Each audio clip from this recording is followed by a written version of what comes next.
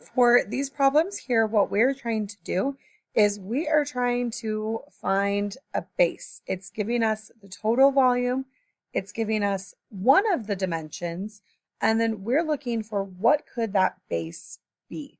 So there's a lot of things that some of them could be. So if we look at this first one, if I take the total volume and I divide it by 5, I know 60 divided by 5 is 12. So anything that equals 12 when I multiply, this times this is 12, times 5 will equal 60. That's what we are looking for. So I'm going to come and try this one here. So we've got these fractions. I know that 1/4 is really a quarter. That's 25. So 0.25.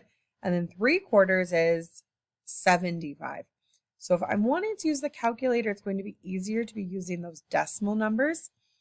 If I just want to use the fractions, times and use the calculator, I could still do 26 times 4. 26 times 4 plus 1 is 105. So this one is 105 over 4. And we're dividing that by, so here's 4, 5, 6, 7 over 4. So I know 4 divided by 4 is 1, and then 105 divided by 7 is 15. So the answer is 15. The base is 15, so something times something has to equal 15. So put numbers there that multiply to 15, factors of 15. So there's lots of ways we could use the calculator. I could have also done 26.75 and divided that by 25, 1/4, and divided that by 1.75, 1 3/4, and that equals 15. I get the same thing as long as I'm using my decimals and fractions correctly. Okay, so let's try this one here. So we can multiply these. You can use your calculator to do that.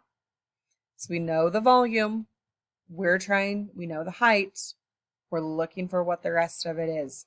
So 28, whoops, I timesed it by 5, or divided, times by 5, plus 4 is going to equal 144 over 5.